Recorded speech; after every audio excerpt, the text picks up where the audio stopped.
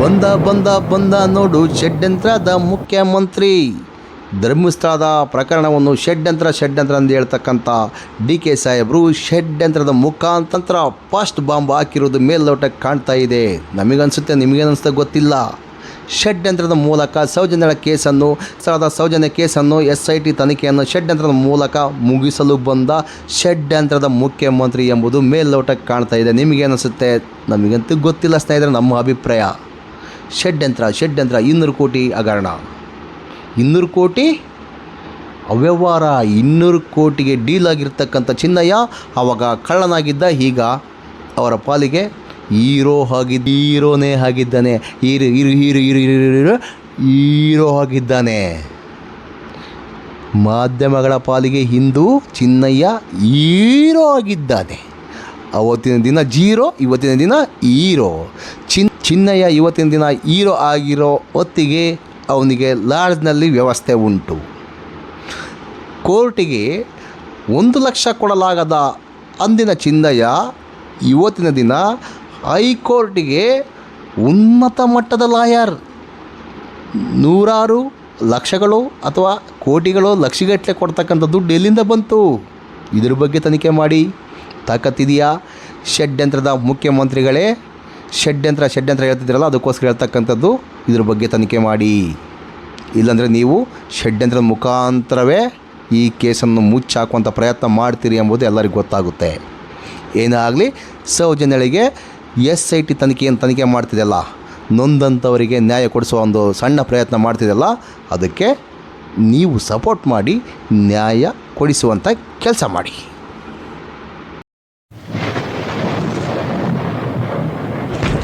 ನಮಸ್ಕಾರ ಸ್ನೇಹಿತರೆ, welcome to my YouTube channel Jwalamukhi. ಸುಸ್ವಾಗತ. ಎಲ್ಲ ಸೌಜನ್ಯ ಹೋರಾಟಗಾರರಿಗೂ, ಸತ್ಯದ ಪರ ಇರತಕ್ಕಂಥ ಎಲ್ಲ ಹೋರಾಟಗಾರರಿಗೂ ಹಾರ್ದಿಕವಾದ ಸ್ವಾಗತ. ನೋಡಿ ಸ್ನೇಹಿತರೆ, ನಾನು ಇಲ್ಲಿ ಯಾವುದೇ ಒಂದು ದುರುದ್ದೇಶದಿಂದ ವಿಡಿಯೋ ಮಾಡ್ತಾಯಿಲ್ಲ. ಧರ್ಮಸ್ಥಳದಲ್ಲಿ ಏನೆಲ್ಲ ಕೊಲೆಗಳಾಗಿದ್ದಾವೆ, ಹೆಣ ಊತ ಪ್ರಕರಣಕ್ಕೆ ಸಂಬಂಧಪಟ್ಟ ಹಾಗೆ, ಹೆಣ ಸಾಗಾಣಿಕೆ ಪ್ರಕರಣಕ್ಕೆ ಸಂಬಂಧಪಟ್ಟ ಹಾಗೆ ನಾನು ವಿಡಿಯೋ ಮಾಡ್ತಕ್ಕಂಥದ್ದು. ಇಲ್ಲಿ ನಾನು ಯಾವುದೇ ಧರ್ಮದ ಬಗ್ಗೆ ಮಾತನಾಡಲ್ಲ, ಇನ್ನೊಂದ್ರ ಬಗ್ಗೆ ಮಾತನಾಡಲ್ಲ, ಬೆಂಕಿ ಇಡುವಂಥ ಕೆಲಸ ಮೊದಲೇ ಮಾಡಲ್ಲ. ಸತ್ತಿರ್ತಕ್ಕಂಥ ಹಿಂದೂಗಳಿಗೆ, ಧರ್ಮಸ್ಥಳದಲ್ಲಿ ಸತ್ತಿರ್ತಕ್ಕಂಥ ಹಿಂದೂಗಳಿಗೆ ನ್ಯಾಯ ಬೇಕಾ ಬೇಡವಾ? ನೋಡಿ, ಯಾರೋ ಒಬ್ಬ ನಮ್ಮ ಸ್ನೇಹಿತರು ಕಮೆಂಟ್ ಮಾಡಿದರು, ಬುರುಡೆ ಬಿಡ್ತಾಯಿದ್ದೀರಿ ನೀವು, ಬುರುಡೆ ಗ್ಯಾಂಗ್ನವರು ಹಂಗೆ ಹಿಂಗೆ ಅಂತ. ಸ್ವಾಮಿ, ಅಚ್ಚ ಕನ್ನಡದಲ್ಲಿ ಬುರುಡೆ ಅಂದರೆ ಸುಳ್ಳು ಅಂತ. ನಾವು ಹೇಳ್ತಕ್ಕಂಥದ್ದು ಸುಳ್ಳು ಅಂತ ನಿಮಗೆ ಅನಿಸಿದರೆ ನಾವೇನು ಮಾಡೋಕ್ಕಾಗಲ್ಲ. ನೋಡಿ, ಧರ್ಮಸ್ಥಳದಲ್ಲಿ ಪಂಚಾಯಿತಿಯನ್ನು ದಾಖಲೆ ಕೊಟ್ಟಿದೆಯಲ್ಲ, ಅದು ಕೂಡ ಸುಳ್ಳ. ಧರ್ಮಸ್ಥಳದಲ್ಲಿ ಪೊಲೀಸ್ ಸ್ಟೇಷನಲ್ಲಿ ದಾಖಲಾದ ದೂರುಗಳೆಲ್ಲ ಸುಳ್ಳ, ಅದು ಕೂಡ ಬುರುಡೆನಾ? SIT ತಂಡದವರು ಬಾಂಗ್ಲಗುಡದಲ್ಲಿ ಮತ್ತು ಚಿನ್ನಯ್ಯ ಏನು ತೋರಿಸ್ಕೊಟ್ಟಿದ್ದಲ್ಲ ಹಿಂದೆ, ಒಂದು 6-7 ತಿಂಗಳ ಹಿಂದೆ ಏನು ತೋರಿಸ್ಕೊಟ್ಟಿದ್ದಲ್ಲ, ಅದರಲ್ಲಿ ಒಂದು 2-3 ಪಾಯಿಂಟಲ್ಲಿ ಅಸ್ಥಿ ಪಂಜರಗಳು ಸಿಕ್ಕಿದ್ದಾವೆ. ಇನ್ನು ಇದ್ದ ಪ್ಲೇಸ್ನಲ್ಲಿ ಮಾನವನ ಅಸ್ಥಿ ಪಂಜರದ ಮೂಳೆಗಳು ಕರಗಿ ಹೋಗಿರಬಹುದು, ಮತ್ತಿನ್ನೇನೋ ಆಗಿರ್ಬೋದು, ನಮಗಂತೂ ಗೊತ್ತಿಲ್ಲ. FSL ವರದಿ ವರದಿ ಮೂಲಕ ಅಲ್ಲಿ ಇಲ್ವೋ ಎಂಬುದು ಅವ್ರು ತಿಳಿಸ್ಬೇಕಾಗುತ್ತೆ. ಅದ್ರ ಬಗ್ಗೆ ನಾವು ಮಾತನಾಡೋಕ್ಕೆ ಹೋಗ್ಬಾರ್ದು. ನೋಡಿ ಸ್ನೇಹಿತರೆ, ಬಾಂಗ್ಲೆಗುಡ್ಡ ಅದೊಂದು ಸ್ಮಶಾನ ಅಂತೆ, ಶವಗಳ ಊರು ಅಂತ ಕರೀತಕ್ಕಂಥದ್ದು. ಮಾಧ್ಯಮದವರು ಏನು ಅನ್ಕೊಂತಾರೋ ಬಿಡ್ತಾರೋ ನನಗಂತೂ ಗೊತ್ತಿಲ್ಲ. BLR ಪೋಸ್ಟು ಹೇಳ್ತಕ್ಕಂಥ ಮಾಹಿತಿ, ಬಾಂಗ್ಲೆಗುಡ್ಡ ಆಗಿ ಉಳಿದಿಲ್ಲ, ಅದು ಸ್ಮಶಾನಗಳ ನಗರ ಆಗಿದೆ ಅಂತೆ. ಎಲ್ಲ ಮಾಧ್ಯಮದಲ್ಲೂ ಬರ್ತಕ್ಕಂಥದ್ದು. ಆದರೆ ಯೂಟ್ಯೂಬ್ ಮಾಧ್ಯಮದಲ್ಲಿ ಈ ಲೋಫರ್ ಮೀಡಿಯಾಗಳು ಇದನ್ಯಾವುದೂ ಪ್ರಸಾರ ಮಾಡಲ್ಲ ರೀ. ಧರ್ಮಸ್ಥಳದ ಕಾಮಂದನ ಪ್ರಸಾದ, ಏಲು, ಉಚ್ಚಿ ಏನು ಬೇಕಾದ್ರೆ ಅಂದ್ಕೊಳ್ಳಿ, ತಿಂದಿರ್ತಕ್ಕಂಥ ಮಿಂಡ್ರಿ ಮೀಡಿಯಾಗಳು ಏನು ಪ್ರಸಾರ ಮಾಡಲ್ಲ. ಸೌಜನ್ಯ ಪ್ರಕರಣ ಒಂದೇ ಅಲ್ಲ ರೀ, ಬೇಜಾನ್ ಪ್ರಕರಣಗಳಿವೆ, ಇದ್ರ ಬಗ್ಗೆ ಧ್ವನಿ ಎತ್ತಲ್ಲ. ಹೈಕೋರ್ಟಲ್ಲಿ ಬಾಲನ್ ಸಾಹೇಬರು 74 ಅಸಹಜ ಸಾವುಗಳಿಗೆ ಸಂಬಂಧಪಟ್ಟ ಹಾಗೆ ಕೇಸ್ ಮಾಡಿದ್ರಲ್ಲ ಕುಸುಮಾವತಿ, ಅದ್ರ ಬಗ್ಗೆ ನಮ್ಮ ಬಾಲನ್ ಸಾರು ವಾದ ಮಾಡ್ತಕ್ಕಂಥದ್ದು. ಇದ್ರ ಬಗ್ಗೆ ಯಾರು ಧ್ವನಿ ಎತ್ತಲ್ಲ.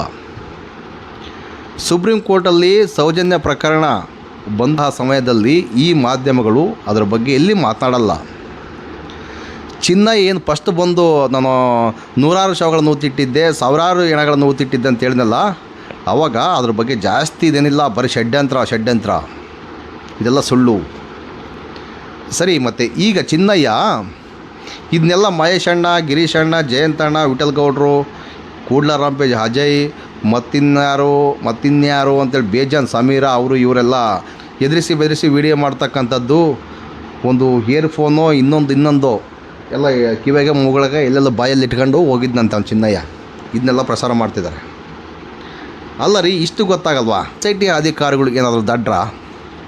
ಅವನೇನು ಮಾಸ್ಕ್ ಧರಿಸ್ಕೊಳ್ತಾ ಇದ್ದಲ್ಲ, ಅವಾಗ SIT ಅಧಿಕಾರಿಗಳ ಪಕ್ಕದಲ್ಲೇ ಇಲ್ಲ ಅವರ ನೇತೃತ್ವದಲ್ಲಿ ಧರಿಸ್ಕೋಬೇಕು. ಅಂದರೆ SIT ಅಧಿಕಾರಿಗಳ ಸಮೇತ ಏನಾದರೂ ಶಾಮೀಲಾಗಿದ್ದಾರಾ? ಅದು ಕೂಡ ಸಂಶಯ ಬರ್ತಿದ್ದಾರೆ. 200 ಕೋಟಿ ಹಗರಣ ಅಂತ ಹೇಳ್ತಿದ್ರಲ್ಲ, 200 ಕೋಟಿ ಡೀಲ್. ಡೈರೆಕ್ಟ್ರ್ ಬೇರೆ, ಇವರು ಬೇರೆ, ಇನ್ನೊಬ್ಬರು ಬೇರೆ. ನಮ್ಮ ನಾಗರಾಜ್ ಮೇಡಮ್ ಅವರನ್ನು ಇದರಲ್ಲಿ ಫಂಡಿಂಗ್ ಮಾಡಿದ್ದಾರೆ. ಅವ್ರ ಕೈಯಲ್ಲಿ ರಾಮ ನಾಗರಾಜ್ ಮೇಡಮ್ ಹತ್ರ ಒಂದು 200 ಕೋಟಿ ಹುಣಸೆ ಬೀಜ ಸಮೇತ ನಿಮ್ಮ ಕೈಲಿ ಕಿತ್ಕೊಳ್ಳೋಕ್ಕಾಗೋದಿಲ್ಲ, ಅವ್ರ ಕೈಲಿ ಕೊಡೋಕ್ಕೂ ಆಗೋದಿಲ್ಲ ರೀ. ಯಾಕೆ ಕೊಡಬೇಕು? ತನಿಖೆ ಮಾಡಿ, ಸತ್ಯಾಂಶ ಏನಂಬುದು ಹೊರಗೆ ಬರಲಿ. ನಾವೇನು ಬೇಡ ಅಂತ ಹೇಳ್ತಾ ಇಲ್ಲ. ನಮ್ಮೂರ್ದಾರು ಕಣ್ರಿ ಅವ್ರು, ಚಿತ್ರದುರ್ಗದವರು. ನಾವು ಅವ್ರ ಮೇಲೆ ಅಪವಾದ. ನಾಳೆ ಇನ್ನೇನು ಜ್ವಾಲಾಮುಖಿ ನ್ಯೂಸ್ನ ಸಮೇತ, ಜ್ವಾಲಾಮುಖಿ ಯೂಟ್ಯೂಬ್ ಚಾನಲ್ ಸಮೇತ ಹೇಳ್ಕೊಟ್ಟಿದ್ದೆ ಚಿನ್ನಯ್ಯನಿಗೆ, ಇವನಿಗೆ ಕೂಡ ಫಂಡಿಂಗ್ ಆಗಿದೆ, ಇಷ್ಟು ಕೋಟಿ ಅಷ್ಟು ಕೋಟಿ ಅಂತ ಪ್ರಸಾರ ಮಾಡಿಬಿಡ್ತೀರಿ ನೀವು. ಏನು ಬೇಕಾದ್ರೂ ಮಾಡ್ತೀರಿ ನೀವು. ಧರ್ಮಸ್ಥಳದ ಕಾಮಂದ ಹೇಗೆ ಹೇಳ್ತಾನೋ ಹಾಗೆ ನೀವು ಮಾಡ್ತಕ್ಕಂಥದ್ದು ಮೇಲ್ನೋಟಕ್ಕೆ ಕಾಣ್ತಾ ಇದೆ. ಅದ ಕಾಮಂದ ಏನು ಹೇಳ್ತಾನೋ ಅದೇ ಕೆಲಸ ನೀವು ಮಾಡ್ತಾ ಇರೋದು ಮೇಲ್ನೋಟಕ್ಕೆ ಕಾಣ್ತಾ ಇದೆ. SIT ಅಧಿಕಾರಿಗಳ ಮೇಲೆ 1600-700 ಕೋಟಿ ಡೀಲ್ ಆಗಿದೆ ಅಂತೇಳಿ ಅವತ್ತಿನ ದಿನ ಹೇಳ್ತಕ್ಕಂಥ ಮೀಡಿಯಾಗಳು ಮತ್ತಿತರರು ಬೇಜಾನ್ ಜನ ಹೇಳಿದ್ದಾರೆ. ಇಷ್ಟು ಕೋಟಿ ಡೀಲ್ ಆಗಿದ್ದಾರೆ SIT ಅಧಿಕಾರಿಗಳು. ಅದ್ರ ಬಗ್ಗೆ ತನಿಖೆ ಮಾಡಿಸಲ್ವಾ? ಹೇಳಿ. ನಿಜನೋ ಸುಳ್ಳು ಏನು ಪರಿಶೀಲನೆ ಮಾಡಲ್ಲ, ಗಾಳಿಯಲ್ಲಿ ಗುಂಡು ಹಾರಿಸ್ತಾ ಇರೋದೆ. ನೋಡಿ, ಇಷ್ಟು ದಿನ SIT ತನಿಖೆ ತಂಡದವರು ಅವ್ರ ಪಾಡಿಗೆ ಅವ್ರ ಕೆಲಸ ಮಾಡ್ತಾಯಿದ್ರು. ಈಗ DK ಶಿವಕುಮಾರ್ ಅವರು ಮುಖ್ಯಮಂತ್ರಿ ಆದಮೇಲೆ ವೇಗ ಜಾಸ್ತಿ. ಯಾವುದಕ್ಕೆ? ಮೊದಲೇ ಹೇಳಿದ್ರು ಅವರು, ಷಡ್ಯಂತ್ರ. ಅದರ ಭಾಗವಾಗಿ ಫಸ್ಟಿಗೆ ಚಿನ್ನಯ್ಯನ ಮುಖಾಂತರ ಷಡ್ಯಂತ್ರ. DK ಶಿವಕುಮಾರ್ ಸಾಹೇಬ್ರೆ, ನಮಸ್ಕಾರ ನಿಮಗೆ. ನ್ಯಾಯ ಕೊಡಿಸ್ತಿರೋದ್ರಲ್ಲಿ ನಂಬರ್ 1 ಸ್ಥಾನದಲ್ಲಿ ಇರ್ತೀರಿ ನೀವು, ನ್ಯಾಯ ಕೊಡಿಸ್ಬಿಟ್ರೆ. ಇಲ್ಲ ಷಡ್ಯಂತ್ರ ಅಂದರೆ ಆನೆ ಮಾವುತನ ತಂಗಿ ಸತ್ತಿರ್ತಕ್ಕಂಥದ್ದು ಷಡ್ಯಂತ್ರನ. ಅಲ್ಲಿನ ಲೋಫರ್ಗಳು ಯಾರಿದ್ದಾರೆ ಅವ್ರನ್ನ ಕಂಡಿಡಿರಿ. ಸೌಜನ್ಯ ಹೋರಾಟಗಾರರು ಷಡ್ಯಂತ್ರ ಮಾಡಿದ್ದಾರೆ. ಯಾವ ವಿಚಾರದಲ್ಲಿ ಷಡ್ಯಂತ್ರ ಮಾಡಿದ್ದಾರೆ? ಮಂಜುನಾಥ ಸ್ವಾಮಿಯನ್ನು ಅಡ್ಡ ಇಟ್ಕೊಂಡು ಲಜ್ಜೆಗೆಟ್ಟ ಕೆಲಸ ಮಾಡ್ತಕ್ಕಂಥ ಲೋಫರ್ ನಕಲಿ ದೇವಮಾನವ ಮಂಜುನಾಥ ಸ್ವಾಮಿಯ ಅಡಿ ಜಾಗವನ್ನು ಸಮೇತ ದೋಚ್ಕೊಂಡಿದ್ದಾನೆ. ಅವನ್ನು ಬಲಿಗೆ ತನ್ನಿ. ಹೈಕೋರ್ಟಲ್ಲಿ ನಂದೇ ಆಸ್ತಿ ಇದೆ ಅಂತೇಳಿ ಬರ್ಕೊಂಬಂದಿದ್ದಾನೆ. ಹಿಂದೂಗಳಿಗೆ ಇಲ್ಲಿ ಪೂಜೆ ಮಾಡುವಂಥ ಅವಕಾಶನೇ ಇಲ್ಲ. ಇದನ್ಯಾರು ಪ್ರಶ್ನೆ ಮಾಡ್ತಾರೆ? BJP ಅವ್ರು ಸುಮ್ಮನೆ ಬುಳು ಸಗಣಿಗಳು ಹೆಂಗೆ ಎದ್ದು ಬರ್ತಾವೋ ಹಂಗೆ ಎದ್ದು ಬರ್ತಾ ಇದ್ದಾವೆ. ದಿನಕ್ಕೊಂದು ಸ್ಟೇಟ್ಮೆಂಟ್. ಕೇಳ್ರಿ BJP ಅವರೇ, ಇದನ್ನ ಪ್ರಶ್ನೆ ಮಾಡಿ. ಯಾಕೆ ಮಾಡೋಕ್ಕಾಗಲ್ವಾ? ಮಾಡುವಂಥ ದಮ್ಮು ನಿಮಗಿಲ್ವಾ? ಮಂಜುನಾಥ ಸ್ವಾಮಿಯ ಅಡಿ ಜಾಗವನ್ನು ಮಂಜುನಾಥ ಸ್ವಾಮಿಗೆ ಮಾಡಿಸಿ 1000 ಎಕರೆ ಮಂಜುನಾಥ ಸ್ವಾಮಿಯ ಆಸ್ತಿಯನ್ನು ಗುಳುಂ ಮಾಡಿರ್ತಕ್ಕಂಥ ನಕಲಿ ದೇವಮಾನವನ ಹಿಸ್ಟ್ರಿಯನ್ನು ಬಯೋಡಾಟಾವನ್ನು ತೆಗೆಸಿ ಮತ್ತೆ ಅದೇ ರೀತಿಗೆ ತನ್ನಿ. ನಿಮಗೆ ತಾಕತ್ತಿದ್ದರೆ ಈ ಕೆಲಸವನ್ನು ಮಾಡಿ ತೋರಿಸಿ. ಇದನ್ನು ನಾವೇನಾದರೂ ಕೇಳಿದರೆ ಷಡ್ಯಂತ್ರನಾ? ದೇವಸ್ಥಾನಕ್ಕೆ ಧಕ್ಕೆನಾ? ಆ ಲೋಫರ್ ನಕಲಿ ದೇವಮಾನವ ಧಕ್ಕೆ ತರ್ತಕ್ಕಂಥದ್ದು. ಗಿರೀಶ್ ಮಟ್ಟಣ್ಣ ಸಾಹೇಬರು ಒಂದು ಸ್ಟೇಟ್ಮೆಂಟ್ ಕೊಟ್ಟರು, ದಾಖಲಾತಿ ಸಮೇತ ಬಿಡುಗಡೆ ಮಾಡಿದರು. ಒಬ್ಬ ಹಿಂದೂ ಹೆಣ್ಣ ಮಗಳು ತನ್ನ ಮುಡಿಯನ್ನು ಕೊಟ್ಟು ಅಲ್ಲಿ ಬಂದಿರತಕ್ಕಂಥದ್ದು. ಆ ಅಮ್ಮ ಒಂದಿನ ಆಗಿಲ್ಲ ರೀ, ಅವತ್ತೇ ಸತ್ತೋಗಿದ್ದಾಳೆ, ಅನುಮಾನಾಸ್ಪದವಾಗಿ ಸತ್ತೋಗಿದ್ದಾಳೆ. ರಿಪೋರ್ಟ್ ಇದೆ ರೀ. ಇದ್ರ ಬಗ್ಗೆ ಕ್ವಶನ್ ಮಾಡಲ್ಲ. ಯಾಕೆ ಮಾಡ್ತೀರಾ? ಮೀಡಿಯಾಗಳೇ ಮಾಡಿ ಇದ್ರ ಬಗ್ಗೆ ಎಲ್ಲ ಕ್ವಶನು. ತಾಕತ್ತಿಲ್ವ ನಿಮಗೆ? ಮಾಡೋಕ್ಕಾಗಲ್ವಲ್ಲ. ನಾವೇನಾದರೂ ಕ್ವಶನ್ ಮಾಡಿದ್ರೆ ದೇವಸ್ಥಾನಕ್ಕೆ ಧಕ್ಕೆ. ಹಿಂದೂಗಳು ರೀ ಅಲ್ಲಿ ಹೋಗ್ತಕ್ಕಂಥದ್ದು ಬೇರೆ ಜಾತಿಯವರಲ್ಲ. ಆ ಹಿಂದೂಗಳಿಗೆ ಸೇಫ್ಟಿ ಕೊಡ್ತಕ್ಕಂಥ ಕೆಲಸ ಯಾರು ಮಾಡಬೇಕು? ಸರ್ಕಾರದ ಕೆಲಸನ ಅಥವಾ ನಕಲಿ ದೇವಮಾನವನ ಕೆಲಸನ? ಸರ್ಕಾರದ ದಾಖಲಾತಿ ಇಟ್ಕೊಂಡು ಮಾತಾಡ್ತಕ್ಕಂಥದ್ದು. ನಮ್ಮನ್ನೇ ಬುರುಡೆ ಗ್ಯಾಂಗ್ ಅಂತೇಳಿ ಬಿಂಬಿಸ್ತಾ ಇದ್ದೀರಿ. ಏನು ಬೇಕಾದ್ರೂ ಬಿಂಬಿಸಿ, ನಾವು ಯಾವುದಕ್ಕೂ ಹೆದರುವಂಥ ಮಕ್ಕಳೇ ಅಲ್ಲ. ಹಿಂದೂಗಳಿಗೆ ನ್ಯಾಯ ಬೇಕು. ನಮ್ಮಿಂದ ಹಿಂದೂ ಧರ್ಮ ಉದ್ಧಾರ ಆಗುತ್ತೋ ಬಿಡುತ್ತೋ ನನಗಂತೂ ಗೊತ್ತಿಲ್ಲ ರೀ. ಹಾಳು ಮಾಡುವಂಥ ಕೆಲಸ ಮಾತ್ರ ನಾನು ಇದುವರೆಗೂ ಮಾಡಿಲ್ಲ, ಮುಂದಿನ ದಿನಗಳಲ್ಲಿ ಮಾಡೋದಿಲ್ಲ. ನಮ್ಮ ಹಿಂದೂಗಳಿಗೆ ನ್ಯಾಯ ಬೇಕು. ಇದ್ರ ಬಗ್ಗೆ ಮಾತಾಡ್ತಕ್ಕಂಥದ್ದು. ಹಿಂದೂ ಶ್ರದ್ಧಾ ಕೇಂದ್ರಕ್ಕೆ ಧಕ್ಕೆ. ನೀವು ಹೇಳ್ತೀರಿ, ನಾವು ಹೇಳ್ತೀವಿ. ದಾಖಲೆ ಕೊಡಿ. ಏನಿದೆ ದಾಖಲೆಯಲ್ಲಿ? ಮಂಜುನಾಥ ಸ್ವಾಮಿ ಯಾರ ಅಧೀನದಲ್ಲಿದ್ದಾನೆ? ಆ ಲೋಫರ್ ನಕಲಿ ದೇವಮಾನವನ ಹೆಸರಿನಲ್ಲಿ ಕೂತ್ಕೊಂಡಿದ್ದಾನೆ. ಹೋಗಿ ಅವ್ರ ಟ್ರಸ್ಟ್ ರೀ. ಪೂಜೆ ಮಾಡುವಂಥ ಅಧಿಕಾರ ಹಿಂದೂಗಳಿಗೆ ಕೊಟ್ಟಿಲ್ಲ. ಅವನೇನು ಬಿಟ್ಕೊಂಡಿದ್ದಾನಲ್ಲ, ದುಡ್ಡಿಗೋಸ್ಕರ, ಕಾಂಚಾಣಕ್ಕೋಸ್ಕರ ಹಿಂದೂಗಳನ್ನು ಅಲ್ಲಿಗೆ ಬಿಟ್ಕೊಂಡಿದ್ದಾನೆ. ವ್ಯಾಪಾರ ಮಾಡ್ತಾ ಇದ್ದಾನೆ. ಆ ಲೋಫರ್ ನಕಲಿ ದೇವಮಾನವ ಮಂಜುನಾಥ ಸ್ವಾಮಿಯನ್ನು ಇಟ್ಟುಕೊಂಡು ವ್ಯಾಪಾರ ಮಾಡ್ತಕ್ಕಂಥದ್ದು. ಆ ವ್ಯಾಪಾರದ ದುಡ್ಡು ಮತ್ತು ಕೆಲವೊಬ್ಬ ರಾಜಕಾರಣಿಗಳ ದುಡ್ಡನ್ನು ಇಡೀ ನಮ್ಮ ರಾಜ್ಯದ ತುಂಬ ಚೆಲ್ಲಿದ್ದಾನೆ ಅನ್ಕೊಂತೀರಾ? ಅಥವಾ ಸಾಲದ ಮುಖಾಂತರ SKRDP ಎಂಬ ಒಂದು ಸಂಸ್ಥೆಯನ್ನು ಸ್ಥಾಪನೆ ಮಾಡಿ ಆ ಸಂಸ್ಥೆಯ ಮೂಲಕ ದುಡ್ಡು ಹಂಚ್ತಾ ಇದ್ದಾನೆ. ಸಾಲದ ಮುಖಾಂತರ ಸಾಲ ಕಟ್ಟಿ ರಾಜಕಾರಣಿಗಳ ಬ್ಲ್ಯಾಕ್ ಮನಿ ಇದರಲ್ಲೆಲ್ಲ ಮಿಂಗಲ್ ಆಗಿರ್ತಕ್ಕಂಥದ್ದು ಎಲ್ಲರಿಗೂ ಗೊತ್ತಿದೆ. ಆದರೆ ಇದ್ರ ಬಗ್ಗೆ ತನಿಖೆ ಮಾಡಲ್ಲ. 200 ಕೋಟಿ ಬರ್ರಿ ಸ್ವಾಮಿ. ಸಾವಿರಾರು ಕೋಟಿಗಳು SKRDPಯಲ್ಲಿ ಕೊಳಿತಾ ಇದೆ. ಇದ್ರ ಬಗ್ಗೆ ತನಿಖೆ ಮಾಡಿ. CBI ಅಧಿಕಾರಿಗಳೇ ಎಲ್ಲಿದ್ದೀರಿ? SKRDP ಸಂಸ್ಥೆಯಲ್ಲಿ ಸಾವಿರಾರು ಕೋಟಿಗಳ ದುಡ್ಡಿದೆ, ಬ್ಲ್ಯಾಕ್ ಮನಿ ದುಡ್ಡಿದೆ. ತನಿಖೆ ಮಾಡಿ. ಮಾಡೋಕ್ಕಾಗಲ್ಲ ರೀ, ಮಾಡೋಕ್ಕಾಗೋದೇ ಇಲ್ಲ. ಎಲ್ಲರನ್ನ ಕೊಂಡ್ಕೊಂಡ್ಬಿಟ್ಟಿದ್ದಾನೆ ಅಂದ್ಕೋಬೇಕು ನಾವು. ಅದು ಬಿಟ್ಟರೆ ಬೇರೆ ಇನ್ನೇನು ಹೇಳ್ರಿ. ಧರ್ಮಸ್ಥಳದ ಸಂಘದವರ ಕಾಟದಿಂದ ನೊಂದಂಥ ಅನೇಕ ಆತ್ಮಗಳಿವೆ. ಅವಕ್ಕೆಲ್ಲ ನ್ಯಾಯ ಬೇಡವಾ? ದಾಖಲಾತಿ ಕೊಡಿ. ನಮಗೆ ಬ್ಯಾಂಕ್ ಕೊಟ್ಟಿರೋದಂತ ಹೇಳ್ತಾ ಇದ್ದೀರಲ್ಲ ನೀವು. ದಾಖಲಾತಿ ಕೊಡಿ ಅಂದರೆ ಕೊಡ್ತಾ ಇಲ್ಲ. ಯಾಕೆ ಕೊಡ್ತಾ ಇಲ್ಲ? ಬ್ಲ್ಯಾಕ್ ಮನಿಗೆಲ್ಲ ದಾಖಲಾತಿ ಕೊಡೋಕ್ಕಾಗುತ್ತಾ? ಬ್ಯಾಂಕಿಂದ ಸಾಲ ತೊಗೊತಾರೆ. ಹೆಂಗೆ? 10 ರೂಪಾಯಿ ಬೇಕಾದರೆ 1 ರೂಪಾಯಿ ತೊಗೊತಾರೆ. ಅರ್ಥ ಮಾಡ್ಕೊಳ್ಳಿ. ಒಂದು 10 ಲಕ್ಷಕ್ಕೆ 1 ಲಕ್ಷ ಅದು ಒಂದು ಫಸ್ಟ್ ಕಂತಲ್ಲೇ ತೀರಿಸ್ಬಿಡ್ತಾರೆ. ಇನ್ನು 9 ಲಕ್ಷ ಬ್ಲ್ಯಾಕ್ ಮನಿ ದುಡ್ಡು, ವೈಟ್ ಮನಿ ಮಾಡೋಕ್ಕೆ ನಮ್ಮನ್ನು ಉಪಯೋಗಿಸ್ಕೊಳ್ತಾ ಇದ್ದಾರೆ. ಒಂದು ಸ್ಕ್ಯಾನರ್ ಇಲ್ಲ, ಒಂದು ಅಕೌಂಟ್ ಇಲ್ಲ, ಒಂದು ಇನ್ನೊಂದಿಲ್ಲ.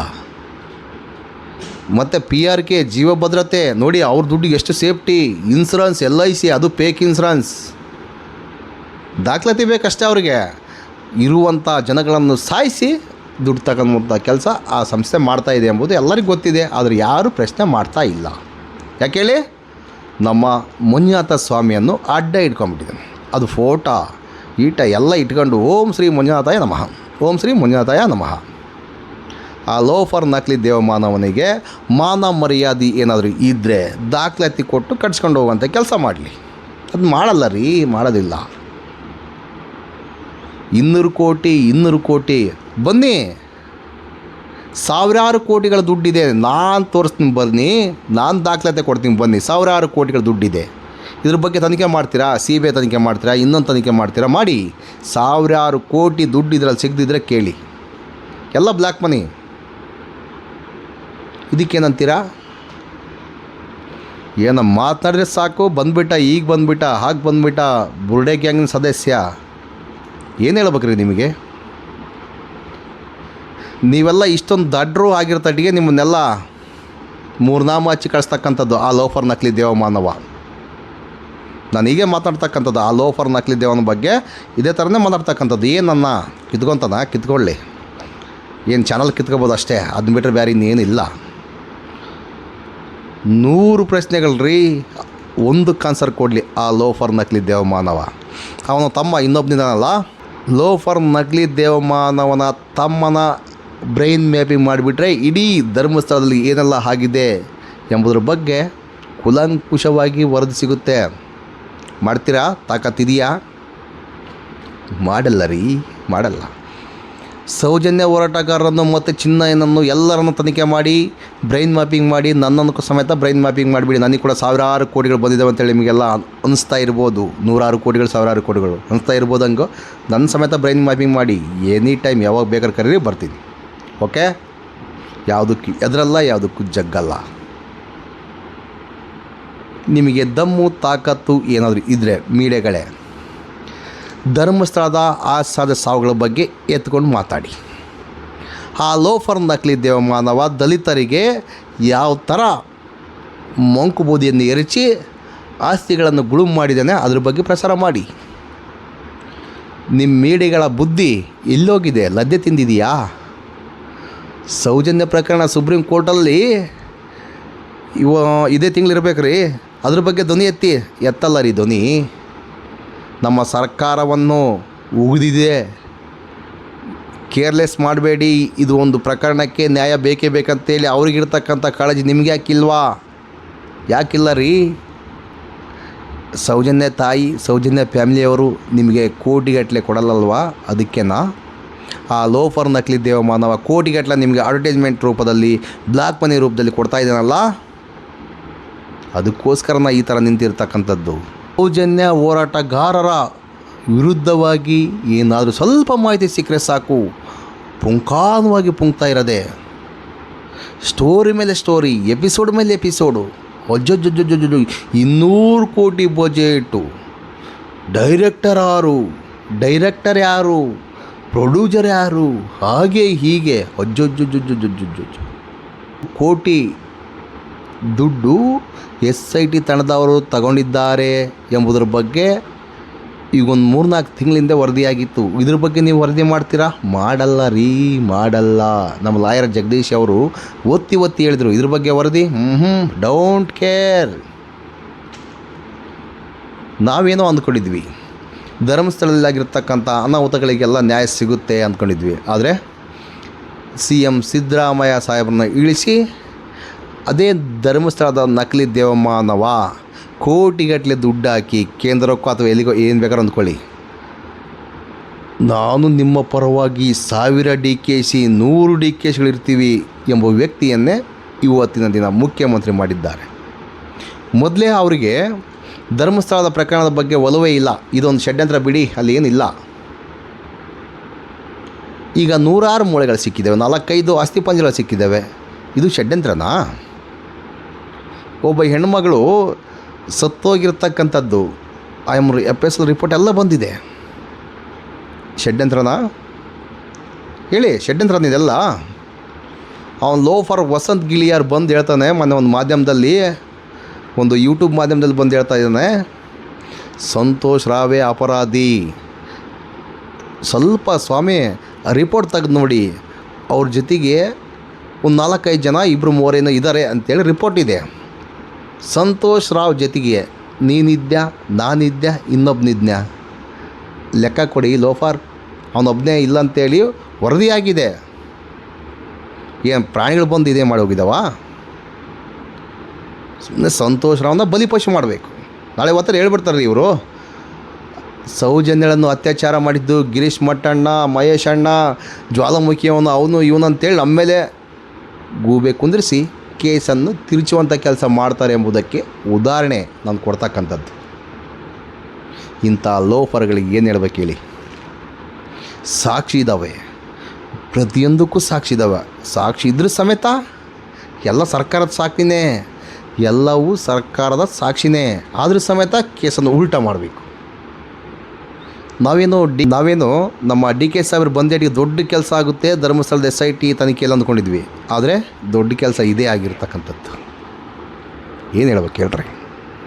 ಷಡ್ಯಂತ್ರದ ಮುಖ್ಯಮಂತ್ರಿ, ಷಡ್ಯಂತ್ರದ ಭಾಗವಾಗಿ ಹೋಗ್ತಕ್ಕಂಥದ್ದು, ಅದರ ದಿಕ್ಕಿನಲ್ಲೇ ಹೋಗ್ತಕ್ಕಂಥದ್ದು. ಷಡ್ಯಂತ್ರ ಅಂತೇಳಿ SIT ತನಿಖೆಯನ್ನು ಮುಗಿಸ್ತಾನೋ ಬಿಡ್ತಾನೋ ನಮಗಂತೂ ಗೊತ್ತಿಲ್ಲ. ನಿಮಗೇನು ಅನಿಸುತ್ತೆ ಕಾಮೆಂಟ್ ಮುಖಾಂತರ ತಿಳಿಸಿ. ಮುಂದಿನ ದಿನಗಳಲ್ಲಿ ಸೌಜನ್ಯಳಿಗೆ ನ್ಯಾಯ ಕೊಡಿಸುವಲ್ಲಿ ವಿಫಲವಾದರೆ ಸೌಜನ್ಯ ವಿಚಾರ ಒಂದೇ ಅಲ್ಲ ರೀ, SIT ತನಿಖೆಯ ದಿಕ್ಕನ್ನು ತಪ್ಪಿಸಿ ಷಡ್ಯಂತ್ರ ಭಾಗವಾಗಿ ಈ ಕೇಸನ್ನು ಮುಚ್ಚಾಕಿಸುವಂಥ ಪ್ರಯತ್ನ ಮಾಡಿದರೆ ನಮ್ಮ DK ಸಾಹೇಬರು ಮುಂದಿನ ದಿನಗಳಲ್ಲಿ CM ಅಲ್ಲ ಆಯಾ ಪಕ್ಷ ಸಮೇತ ಕಿತ್ತೋಗುತ್ತೆ. ಬೇರೆ ಒಂದು ಹೊಸ ಪಕ್ಷ ಬರೋದಂತೂ ಗ್ಯಾರಂಟಿ. ಪ್ರಜಾಕೀಯ ಇರ್ಬೋದು, ಇನ್ನೊಂದು ಪಕ್ಷ ಇರ್ಬೋದು, BJP JDS ಕಾಂಗ್ರೆಸ್ ನಿರ್ನಾಮ ಆಗುವುದಂತೂ ಸತ್ಯ. ಎಲ್ಲಿ ಬೇಕಾದ್ರೂ ಹೇಳ್ಬೋದು. ಇದನ್ನ ಹಿಂದೂಗಳಿಗೆ ರಕ್ಷಣೆ ಇಲ್ಲ. BJP ಬರುತ್ತೆ, ಕೋಮಗಲಭೆ ಅಲ್ಲಿ ಹಂಗಾಯಿತು ಇಲ್ಲಿ ಹಿಂಗಾಯಿತು, ಸಾಬ್ರನ್ನ ಹಂಗೆ ಮಾಡ್ಬೇಕು ಹಿಂಗೆ ಮಾಡಬೇಕು, ಬರೀ ಇದರಲ್ಲೇ ಬಂದೋಯ್ತು BJP ಕೆಲಸ. ಈಗ ಕಾಂಗ್ರೆಸ್ನ ಕೆಲಸ ಏನು? ಅದೇ ಕೋಮಗಲಭೆಯನ್ನು ಎಬ್ಬಿಸುವಂಥ ಕೆಲಸ ಮಾಡ್ತಿರೋದು ಮೇಲ್ನೋಟಕ್ಕೆ ಕಾಣ್ತಾ ಇದೆ. ನಮಗೆ ಅನಿಸುತ್ತೆ, ನಮ್ಮ ಅಭಿಪ್ರಾಯ. ನೀವೇನ್ಕೊಂತೀರೋ ಬಿಡ್ತೀರೋ ನನಗಂತೂ ಗೊತ್ತಿಲ್ಲ ಸ್ನೇಹಿತರೆ. ಇಷ್ಟೊತ್ತು ವೀಕ್ಷಿಸಿದ ಎಲ್ಲ ಜ್ವಾಲಾಮುಖಿ ವೀಕ್ಷಕರಿಗೆ ಹೃತ್ಪೂರ್ವಕವಾದ ವಂದನೆಗಳು. ಎಲ್ಲ ಸೌಜನ್ಯ ಹೋರಾಟಗಾರರಿಗೂ, ಸದ್ಯದ ಪರತಕ್ಕಂಥ ಎಲ್ಲ ಹೋರಾಟಗಾರರಿಗೂ ನಮಸ್ಕಾರ. ಮುಂದಿನ ವಿಡಿಯೋದಲ್ಲಿ ಸಿಗೋಣ. ನಮ್ಮ ಚಾನಲಲ್ಲಿ ಬರ್ತಕ್ಕಂಥ ವಿಚಾರಗಳು ಸತ್ಯ ಅನಿಸಿದರೆ ನಮಗೆ ದಯವಿಟ್ಟು ಸಪೋರ್ಟ್ ಮಾಡಿ, ಸಬ್ಸ್ಕ್ರೈಬ್ ಮಾಡಿಕೊಳ್ಳಿ, ಲೈಕ್ ಮಾಡಿ, ಶೇರ್ ಮಾಡಿ, ಕಾಮೆಂಟ್ ಮಾಡಿ, ಪ್ರೋತ್ಸಾಹ ನೀಡಿ. ನಮಸ್ಕಾರ ವಿಡಿಯೋ ನೋಡಿದ್ದಕ್ಕೆ.